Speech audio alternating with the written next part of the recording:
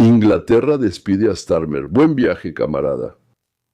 Hace 2 años, el Partido Laborista llegó al poder en Gran Bretaña con la mayor ventaja en décadas y una sola palabra en todos los carteles. Cambio, change, change, change. Pues igualito que Obama. Hoy, el primer ministro que pronunciaba esa palabra, cambio, está renunciando. Su partido está perdiendo miles de escaños en las elecciones locales.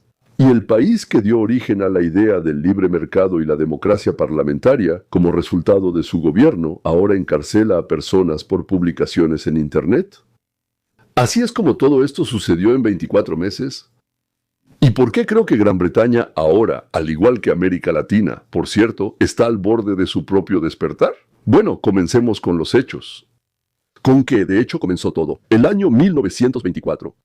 En julio de 1924, 24 naturalmente, el Partido Laborista encabezado por Keir Starmer obtuvo una victoria aplastante.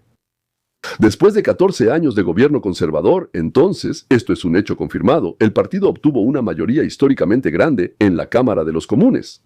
Los votantes estaban agotados por el estancamiento, las consecuencias del Brexit y la interminable serie de escándalos de los Tories. Los laboristas prometieron, cosas simples, cambios. Cambios, todo será diferente, eso es todo. Habrá crecimiento económico, reformas nacionales, servicios de salud, energía verde a través de la nueva empresa estatal Great British Energy. Y lo importante, prometieron controlar la migración sin una retórica dura pero con firmeza.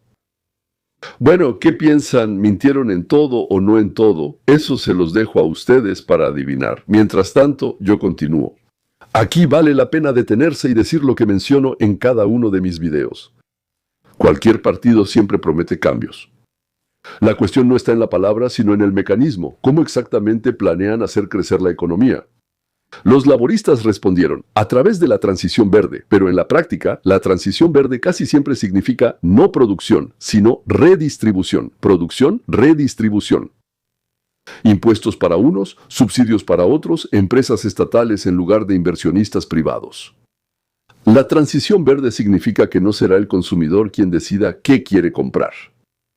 Lo que le resulte más conveniente, lo que le salga más barato. Sí, el gobierno le quitará dinero al contribuyente. Ese es el mismo consumidor. Y se lo dará a aquellas empresas que, desde el punto de vista del gobierno, y ahí hay personas, seres humanos.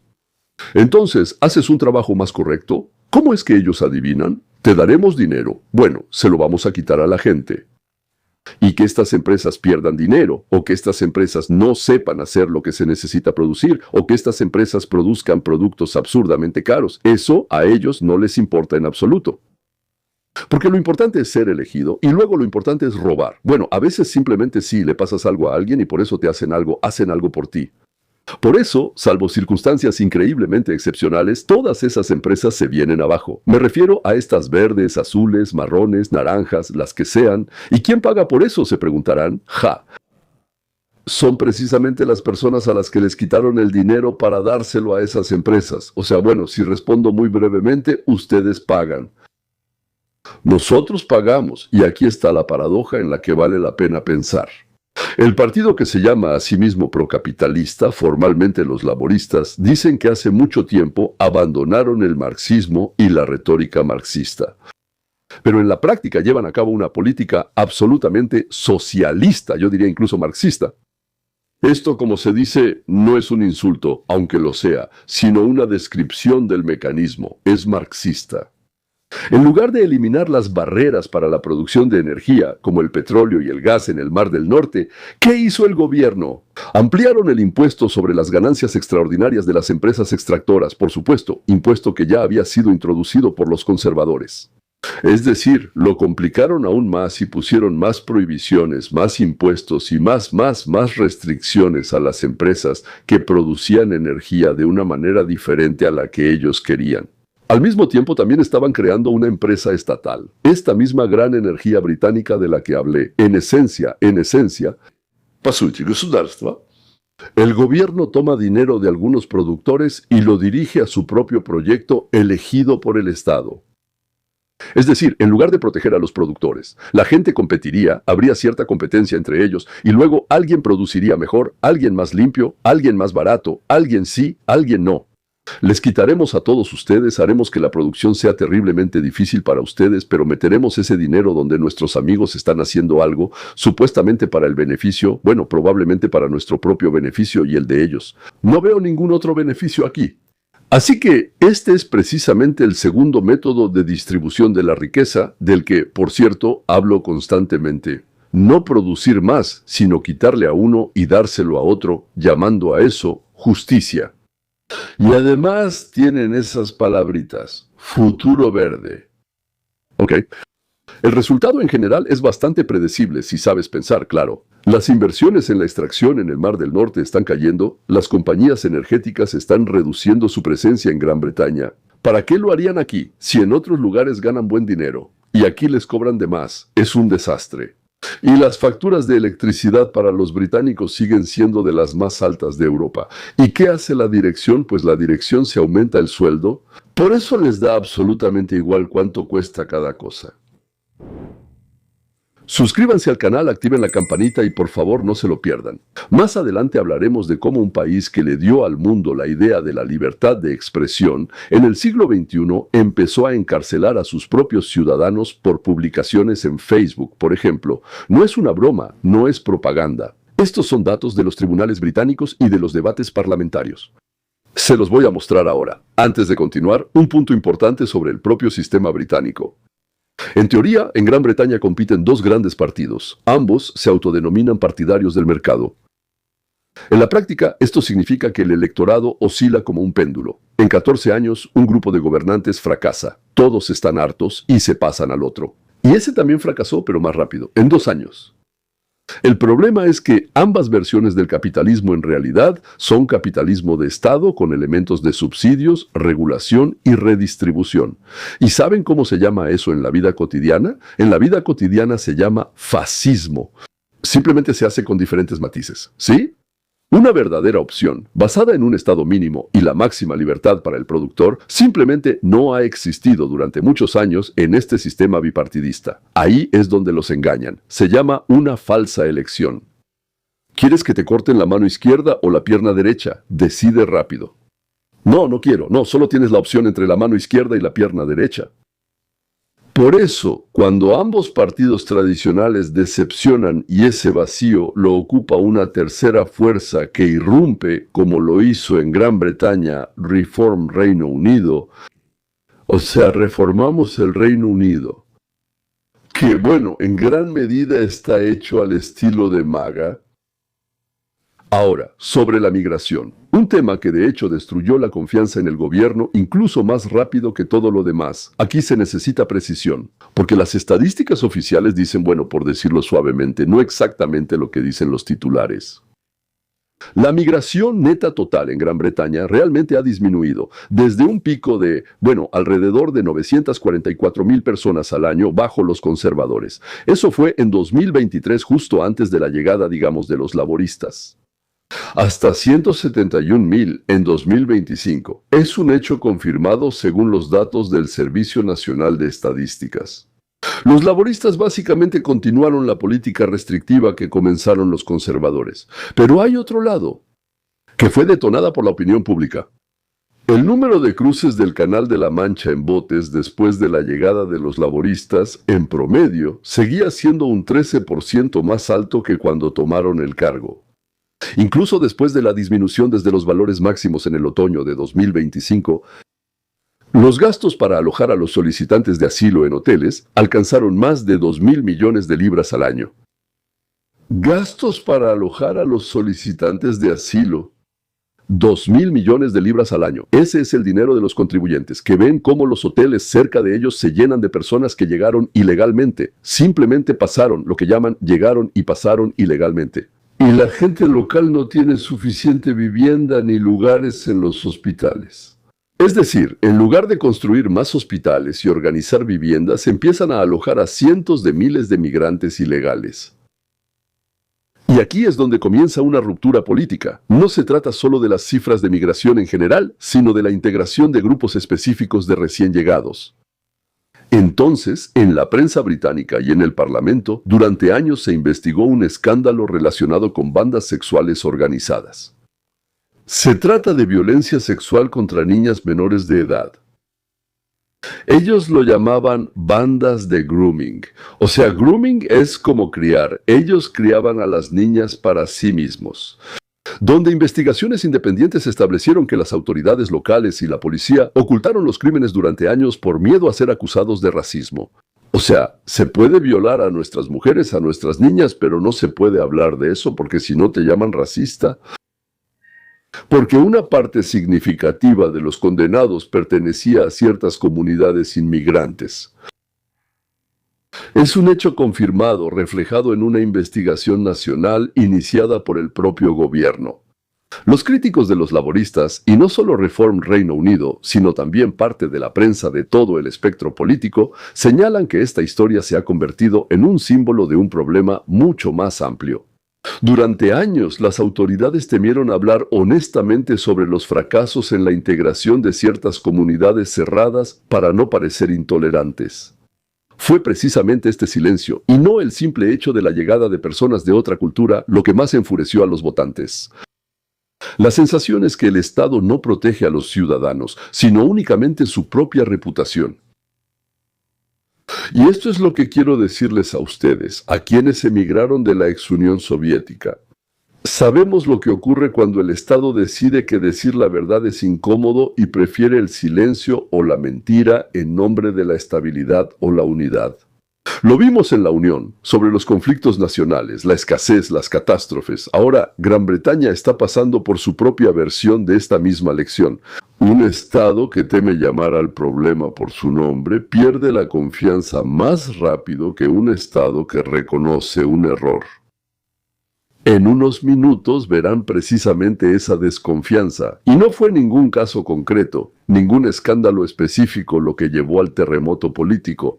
Por supuesto, al terremoto que estamos presenciando justo ahora. Ahora, hablemos un poco sobre la libertad de expresión. De la cuna del parlamentarismo a los arrestos por expresar una opinión en una red social.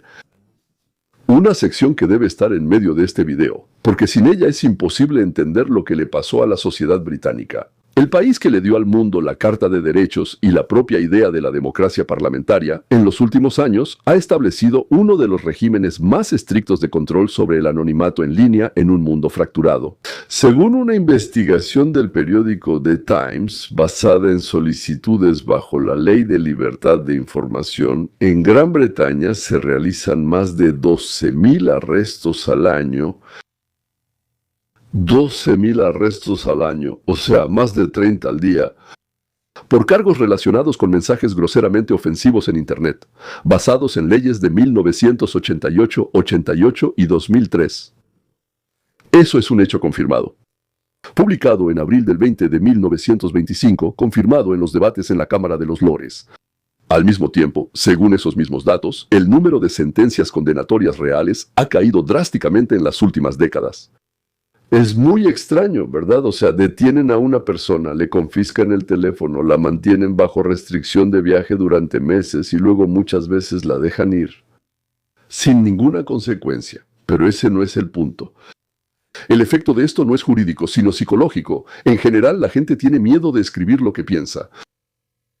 Uno de los casos más evidentes es el del ex marine real Jaime Michael, a quien acusaron por un video donde expresó emocionalmente su opinión contra la inmigración ilegal. Bueno, ¿por qué no?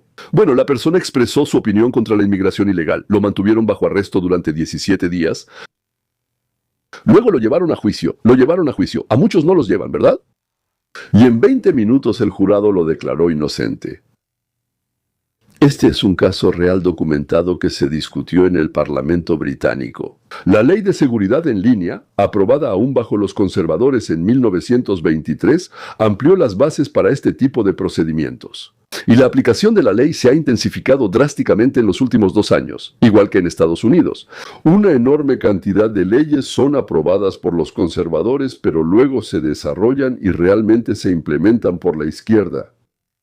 Por los demócratas. Hoy en día no se les puede llamar demócratas, son socialistas.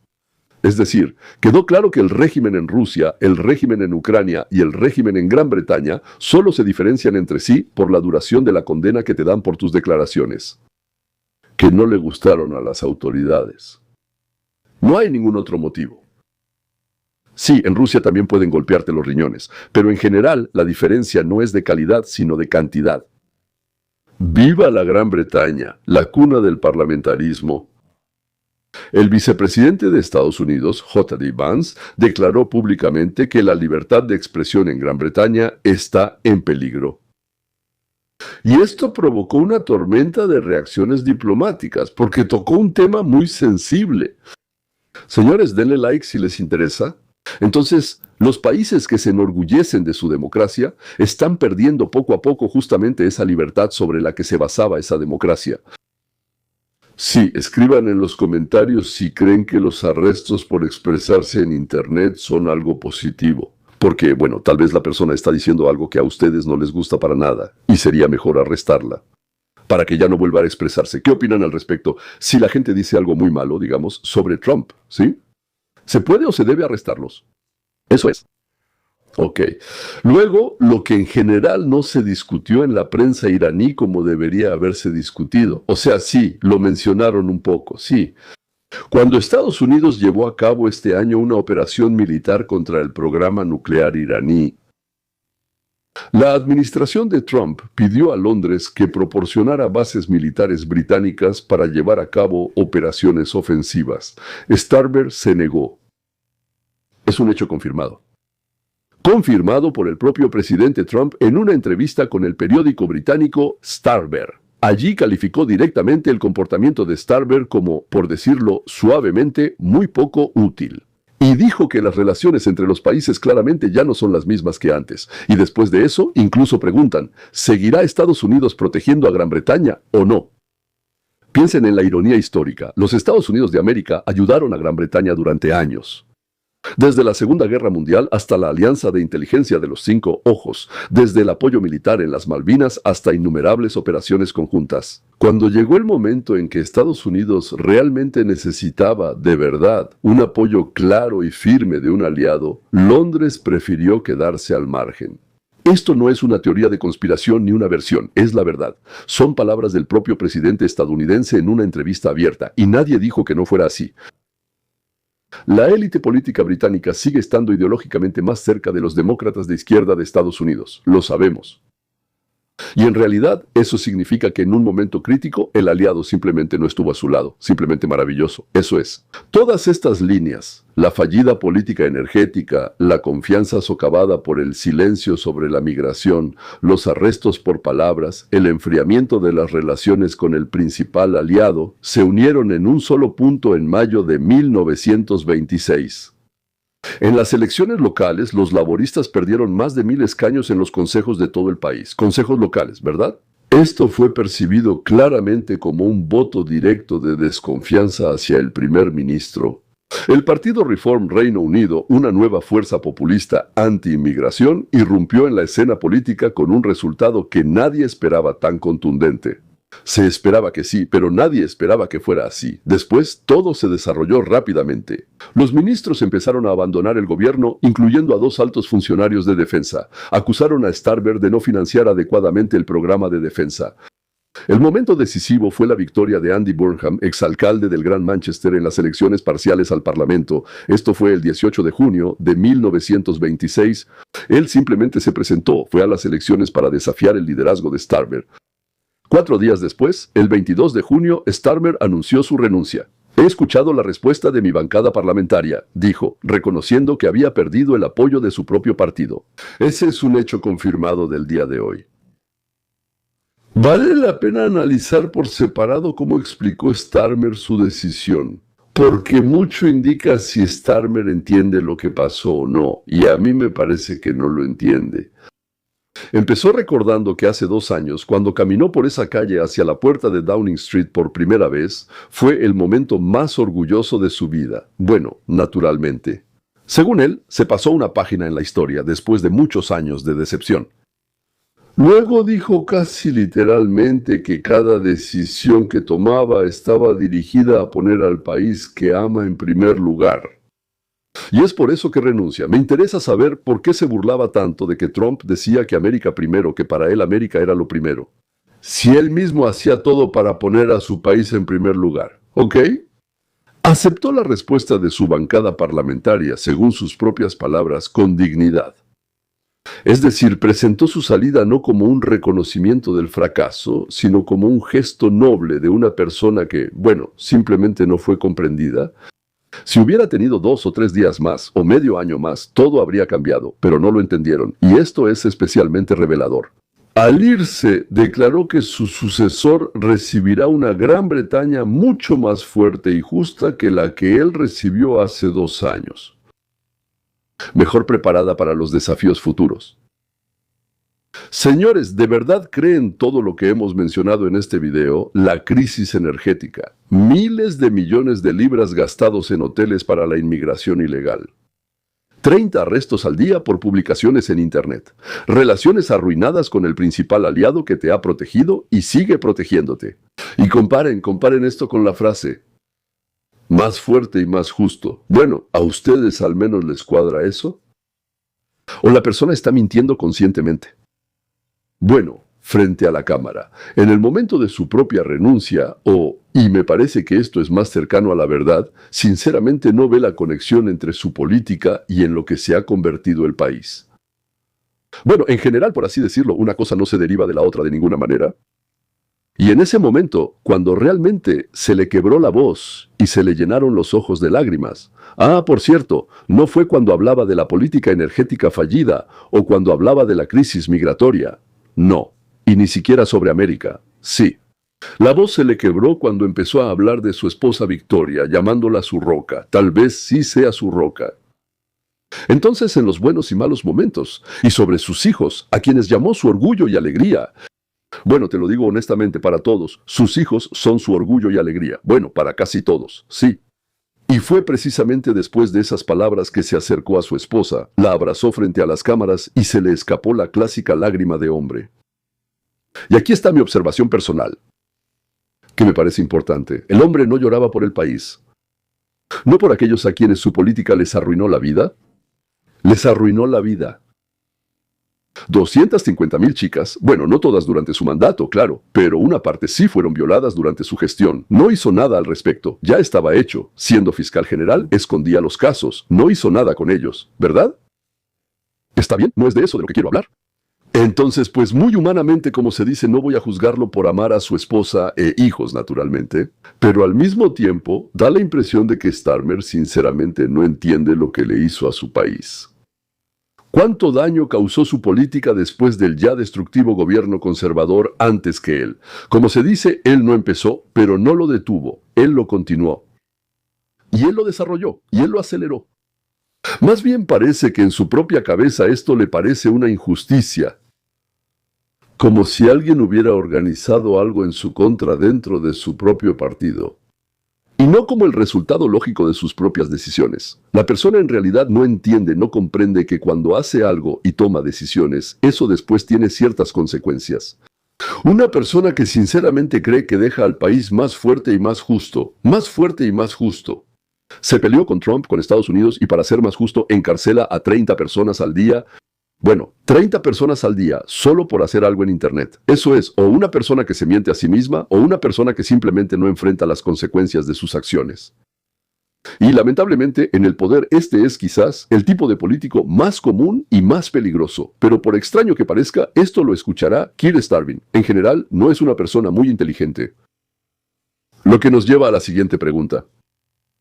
Así es como alguien que no es muy inteligente, no muy, no sé, listo, que no sabe prever los siguientes pasos, que no entiende muy bien la relación entre causa y efecto, pudo terminar al mando de uno de los países más importantes del planeta Tierra. Y esto es lo importante que hay que entender. El problema no es solo un primer ministro desafortunado, sí, el problema está en el propio modelo. El asunto es que ambos grandes partidos supuestamente capitalistas, en la práctica ofrecen elegir los mismos instrumentos de gestión estatal de la economía y la sociedad. No lo sé.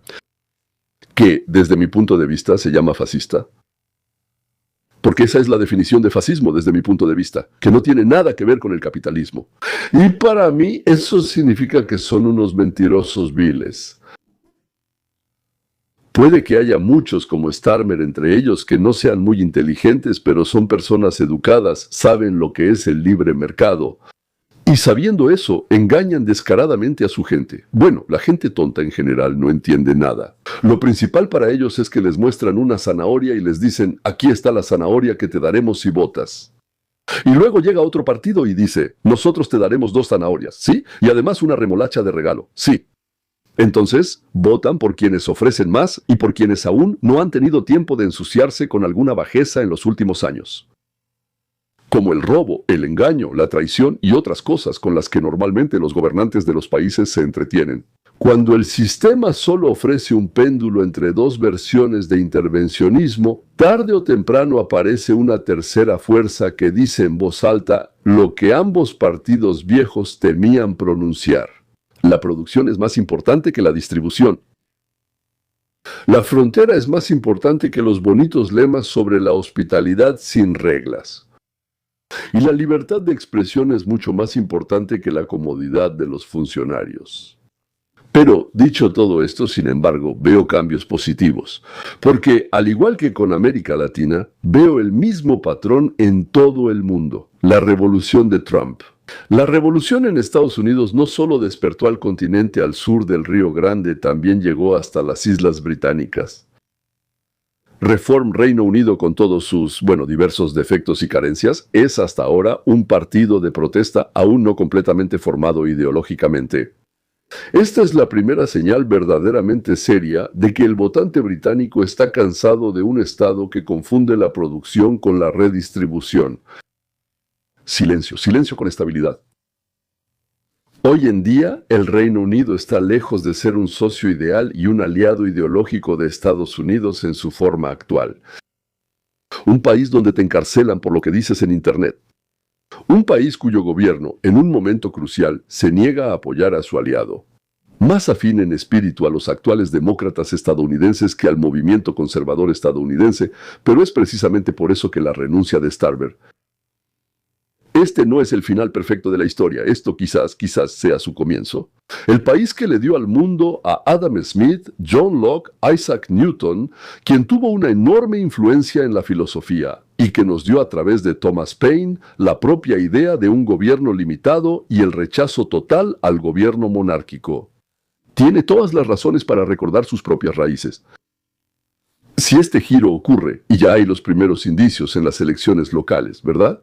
Gran Bretaña puede volver a ser lo que alguna vez fue, la patria, la idea de la libertad, y no quien más la vulnera en el mundo desarrollado. Lo vemos en todo el mundo, Argentina, Chile, Bolivia, Ecuador, y ahora, posiblemente, también Gran Bretaña. La hidra de la redistribución puede ser derrotada. No con la bayoneta, sino con la boleta electoral. Si la gente logra ver las consecuencias antes de perder a toda una generación. Si les interesa, damas y caballeros, pueden ver el video. Suscríbanse a mi nuevo canal de Telegraph. El enlace está en la descripción. También se llama igual que este, Leon Weinstein US. Con letras latinas. Lo creé especialmente porque no todos los temas caben en el formato de un video largo. Ahí analizo las noticias más candentes, más corto, más rápido. A veces, el mismo día en que suceden los eventos y no una semana después cuando todo el mundo ya, como se dice, lo ha discutido. Y por supuesto, quédense conmigo en el canal Mapa de Ruta hacia la Libertad. Vamos a analizar cómo funciona la libertad y por qué la producción siempre vence a la redistribución. Incluso cuando parece que todo el mundo está en contra del sentido común. Hasta el próximo video, queridos amigos. Sí, en unas horas estaré listo con otro video que analiza la situación en América Latina. Y aquí están ellos, por cierto, fueron aún más lejos que Gran Bretaña, algunos de ellos. Por eso su cambio de rumbo es aún más dramático. Y como su péndulo, obviamente se fue muy lejos hacia la izquierda, ahora se irá muy lejos hacia la derecha, y gracias a Dios, por cierto.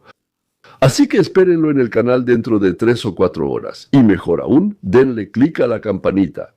Entonces, y mejor aún, vayan a, Telegram y suscríbanse ahí. Por cierto, algunas personas me han dicho que no les llegan las notificaciones, así que háganme un favor. Suscríbanse al canal de Telegram que una vez más se llama igual, Leon Weinstein US. Y entonces ustedes 100% van a recibir todas las actualizaciones y todas las notas, bromas, observaciones que no entran en los videos largos, pero realmente me gustaría compartirlas con ustedes, queridos amigos. Eso es todo, y hasta nuestro próximo encuentro muy pronto.